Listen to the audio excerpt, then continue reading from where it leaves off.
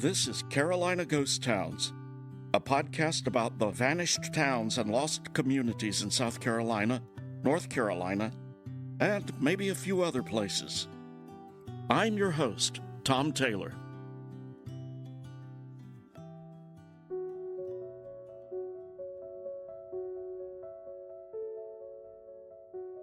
The Carolinas coastal region is littered with ghost towns.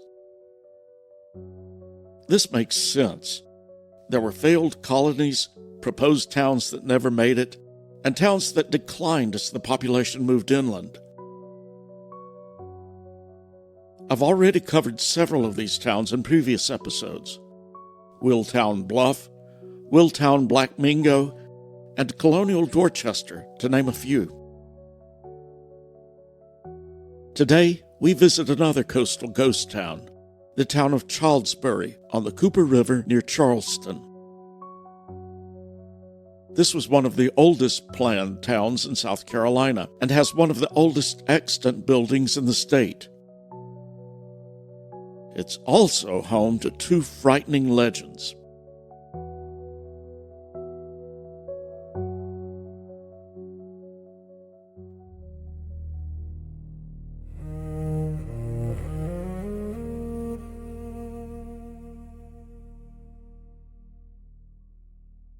In 1670, the ship Carolina landed on Albemarle Point on the Ashley River across from the present-day location of Charleston, marking the first permanent English settlement in South Carolina. Other settlers followed, arriving from Barbados and England. The Lords Proprietors, de facto leaders of the nascent colony, granted land to wealthy settlers who copied the plantation system from Barbados. Sadly, they also copied the practice of slave labor. One recipient of these proprietary land grants was one James Child. Child lived in the parish of Amersham in Bucks County, England, where he ran into a spot of trouble. In 1684, he was thrown into debtor's prison by Lord Chancellor Jeffreys. According to historian Henry A. M. Smith, parish records state that the said James Child was put to exceeding charges, which with the loss of his time and the noise of his being a prisoner, and that the late Lord Chancellor had threatened his ruin, made his creditors call in their monies, whereby he was forced to abscond and to sell an estate worth about £2,000 for £1,800, and hath at this time a wife and 8 children, and nothing to depend on but the charity of friends. The records indicate 8 children. Only one of his children, Isaac, fled with Child to South Carolina. The other 7 children are never mentioned again.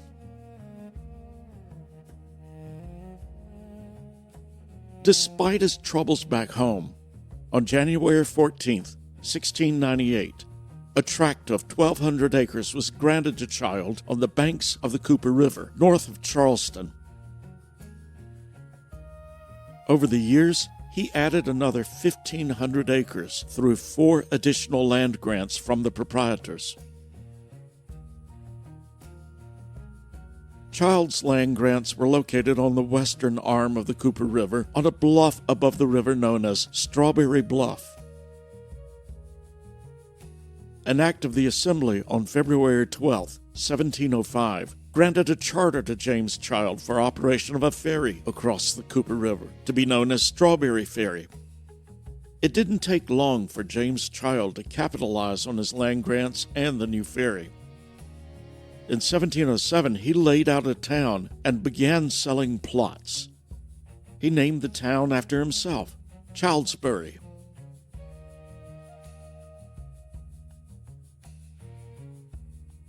The new town would serve as a local market and trade center for inland plantations. It would also provide a religious and civic focal point for surrounding settlers, as well as encourage inland development away from the malaria-prone, low-lying coastal areas.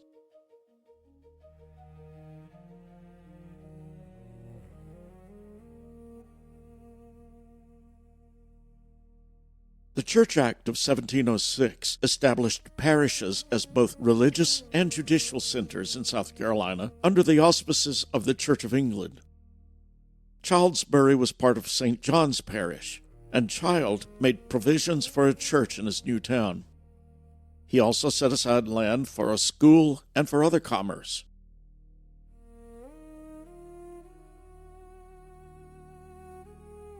James Child died in 1720. He didn't live to see the church or the school come to fruition. A 1714 copy of the town plat, drawn up by Francis Lejeune, references Child's provisions for these, as well as other details of the town. A plan of Childsbury town on the western branch of the Cooper River, formed by Mr. James Child, deceased, who gave this land for this public use.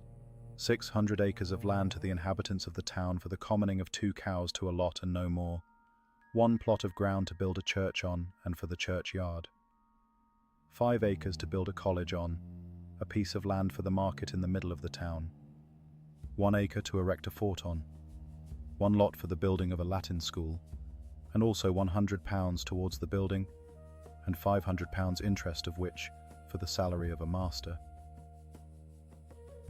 A chapel of ease was built in 1725, known as Strawberry Chapel. On June 9, 1733, the colonial legislature passed an act for the founding and erecting a free school at the town of Childsbury. The act quoted from James Child's will extensively and provided for a board of trustees that were to meet at least 3 times a year. I found several references to the school in archival news articles. Most of these were advertisements for teachers to serve the school. This one was from an August 1732 South Carolina Gazette, a year before the Free School Act was passed. At a meeting of the trustees, etc., at Childsbury, July 15, 1732, it was agreed to give notice that the grammar school at the said place will be vacant of a master in September next, and that any person qualified and willing to undertake and teach the said school may apply to the said trustees of the same at the said place, where they meet on every 4th Saturday from the date above mentioned. Another Gazette article from 1734 described the courses to be taught. Whereas the school at Childsbury being at this time without a master, this is to give notice that the trustees want a person qualified for teaching grammar, reading, writing, and arithmetic. Any such that will undertake the employ are desired to meet the trustees at their monthly meeting at Childsbury, where they may know the terms. Looks like it was just the basic 3 R's. Strawberry Ferry became a major transportation hub on the Cooper River. In addition to passenger service, slave-operated ferries carried goods such as rice and indigo from riverside plantations.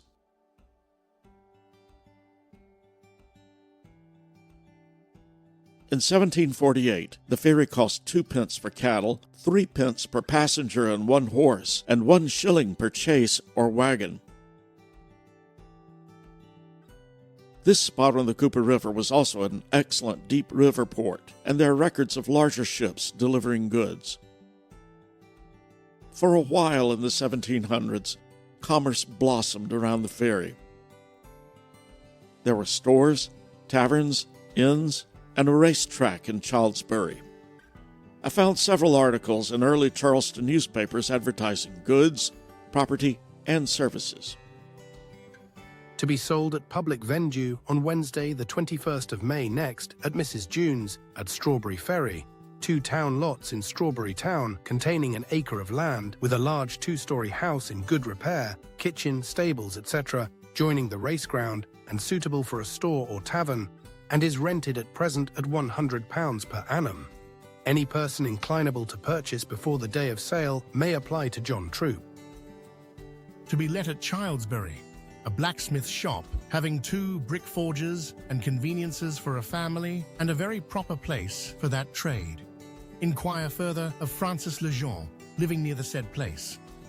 Notice is hereby given that at Childsbury Ferry, at the house where Mr. Atkinson the tailor lived, gentlemen may be supplied with all sorts of tailor's work at reasonable rates.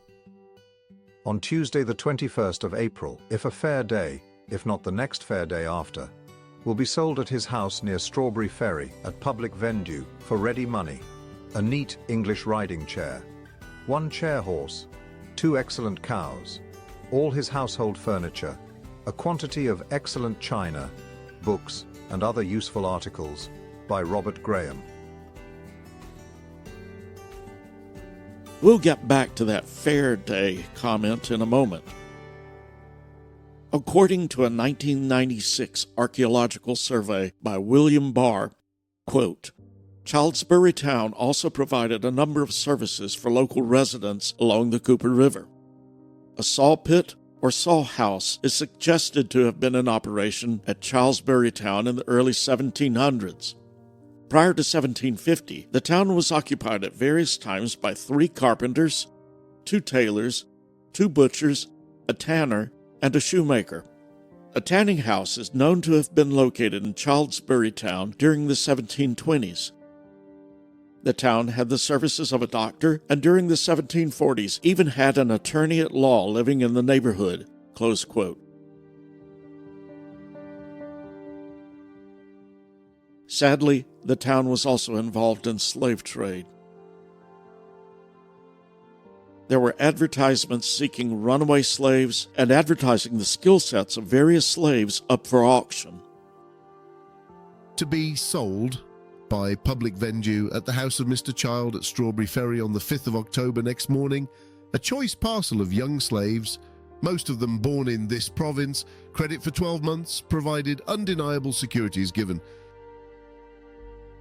The Mr. Child in this article would be Isaac Child, James's son. By the way, I had to look up the word vendue. It's an archaic term for a public auction. During this time, Child's Town had several spellings. B-U-R-Y seems to be the most common and generally accepted spelling, but it seems to have been used interchangeably with B-E-R-R-Y. At some point, that name seems to have been dropped in favor of Strawberry Town, or just simply Strawberry. I've seen all 3 of these used concurrently in various archives.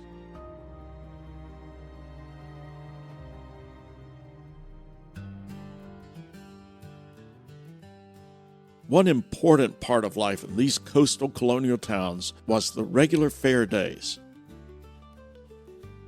An act was passed by the colonial legislature in 1723 establishing weekly markets and monthly fairs. According to the act, the fairs were to run from Tuesday through Friday. Be it enacted that there shall be held and kept in Childsbury upon every Tuesday and Saturday in the week public and open markets, to which markets it shall and may be lawful to and for all and every inhabitants and sojourners of this province to frequent and resort, and thither to carry all sorts of cattle, grain and victuals, provisions and other necessities, together with all sorts of merchandise whatsoever, and at the public marketplace already assigned and appointed for that purpose, there to expose to sale or barter, in gross or by retail, between sun-rising and sun-setting of the same days, without payment of any toll for 3 years, or any other let, molestation, or hindrance whatsoever.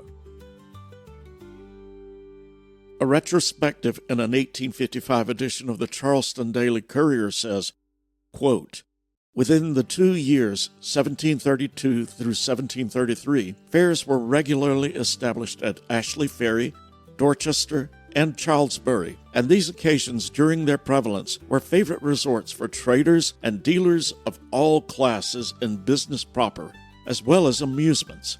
Close quote. An article from 1750 states that, quote, Childsbury Fair will begin on Tuesday the 30th instant and continue till the Friday evening following as usual, where will be some pretty diversions. Close quote. These fairs were held monthly, with the more important fairs held in the fall, after the harvest. The racetrack at Childsbury was quite popular, with prizes including saddles, bridles, jockey caps, tankards, and other goods.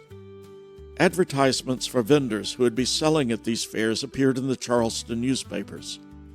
This one really caught my attention.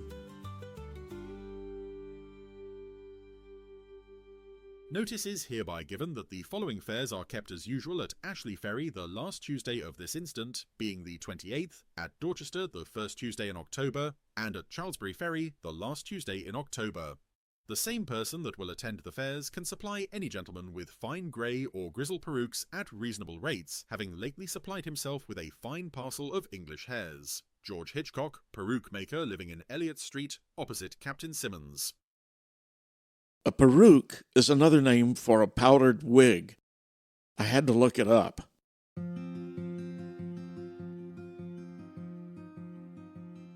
Another word unfamiliar to me was pie powder. I'm not sure if I'm pronouncing that correctly. The tradition in England was to hold quarts of pie powder on fair days to settle disputes between merchants and buyers. The term comes from the French and translates roughly to dusty feet, referring to vagabonds or travelers.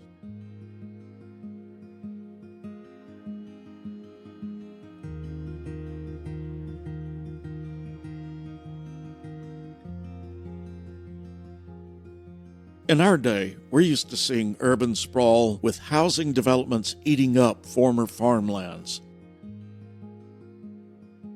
In 1700s coastal Carolina, we see the opposite happening.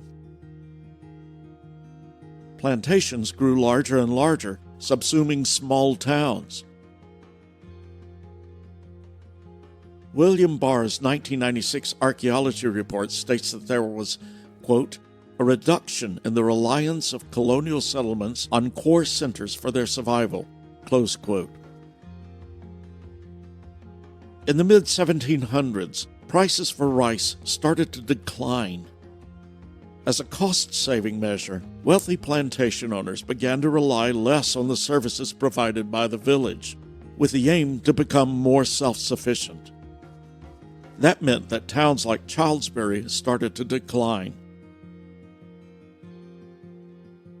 The bluffs of strawberry plantations served as muster grounds for both British and Patriot forces during the Revolutionary War. Major Isaac Child Harleston owned Bluff Plantation and served with Francis Marion. Tory Elias Ball III owned Strawberry Plantation. The only military action during the war took place upriver near Biggin Chapel.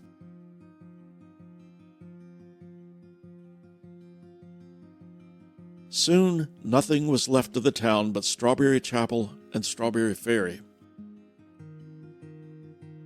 Robert Mill's 1825 map of Charleston County, which at the time included Childsbury, only shows the names Strawberry Ferry and Childsbury Chapel.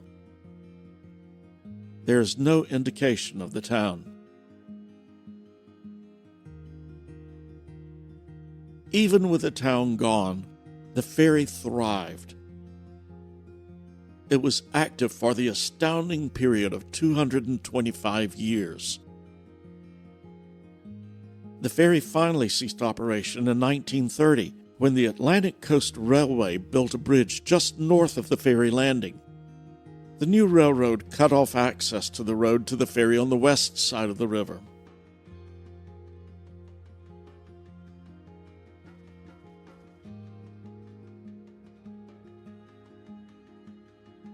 No history of Childsbury would be complete without the tales of two tragic events, both involving descendants of the Child family.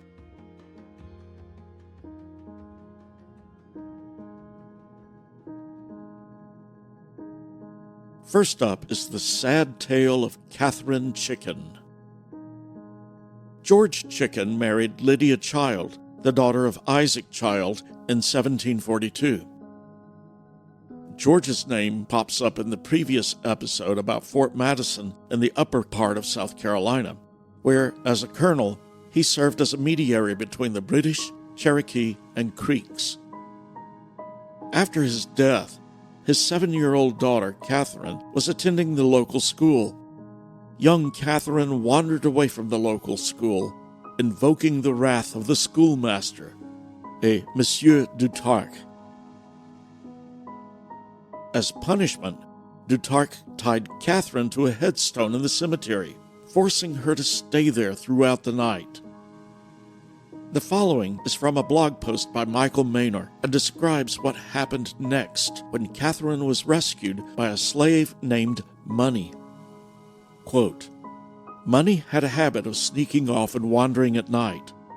Since it was risky to be away from the plantation without permission, he had a device to scare people away from him during his nocturnal walks.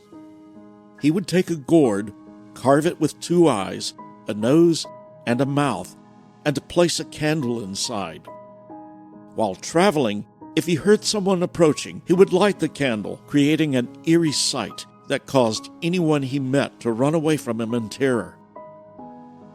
During one of his nightly walks, Money heard Catherine crying in the graveyard. When he went to investigate, his jack-o'-lantern scared the young girl, and she fainted. Money knew that he couldn't leave her alone, so he stayed with her all night. In the morning, he alerted the authorities. Catherine was rescued, and the schoolmaster disappeared. Close quote. Little Miss Chicken, as a later book described her, suffered both psychological and physiological damage from the experience. She developed a permanent paralysis on part of her face.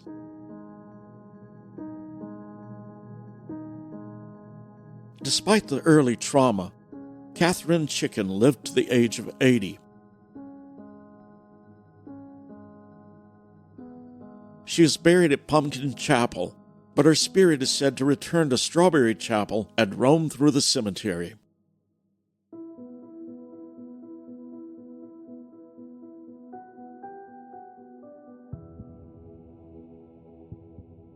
The second tale is even more deadly. After George Chicken's death, Lydia Child Chicken remarried, this time to Elias Cumming Ball, Jr. Ball owned the Cumming Tea Plantation just south of Childsbury. The plantation got its name from Captain John Cumming, who settled at the T-junction of the east and west branches of the Cooper, hence Cumming Tea. Cumming passed the plantation down to his great-nephew, Elias Cumming Ball Sr. The plantation remained in the Ball family for over 200 years. Located on the plantation was an old live oak tree known as the robintation tree. A robintation is a type of low-country haint that appears first as a harmless animal like a cat or a dog. Each time a person looks back at the haint, it transforms into something larger and more menacing. It was said that a robintation inhabited the tree. According to the book Weird Carolinas, the plantation residents and slaves claimed that as long as the tree stood untouched, no serious harm could ever come to those who lived in the house or on the property. Supposedly, root doctors were taking pieces of the slab and leaves from the tree to the extent that the Ball family had to erect a fence around it. Over the years, the legend morphed into an idea that anyone who touched the tree would die. There are several tales of slaves that suffered this fate. There were more additions to the tale over the years. It was said that the tree grew from a rock slab that served as the grave of a Native American chief. I'm sure this is just a tale that grew taller with the telling.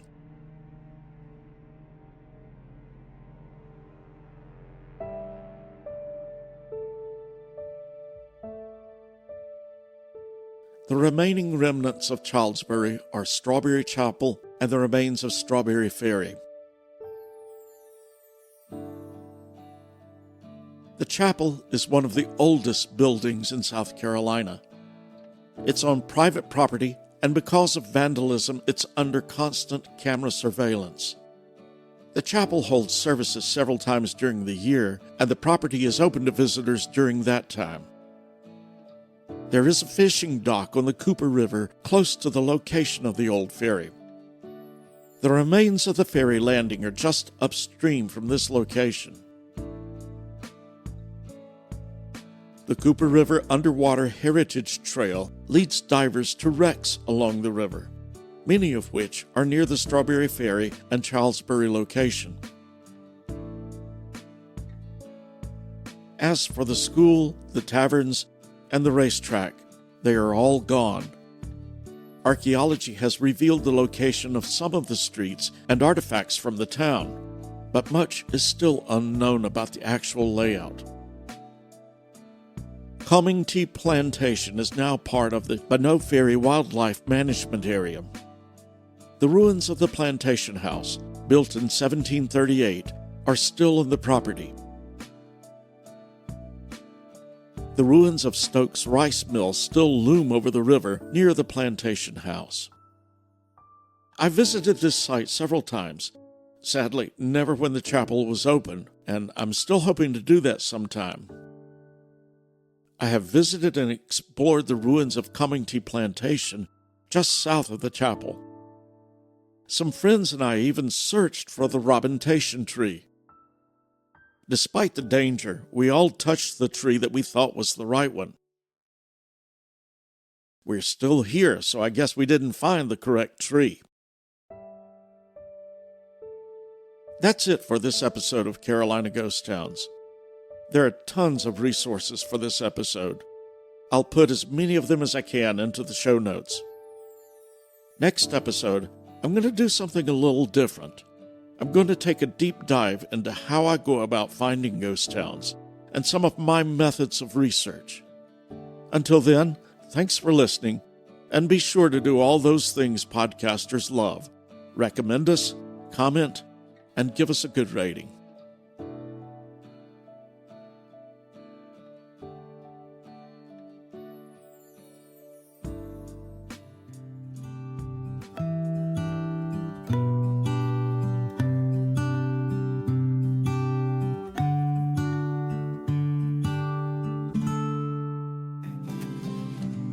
In this southern ghost town, we found a story untold. In the shadows of the past, we unravel, secrets unfold. With each step we take, we journey back in time. In this southern ghost town, we leave our footprints behind. Thanks for listening. The opening music was composed by Lex FM with additional music from Pixabay. The song Southern Ghost Town was generated by Suno AI. All other music was composed and recorded by me, Tom Taylor.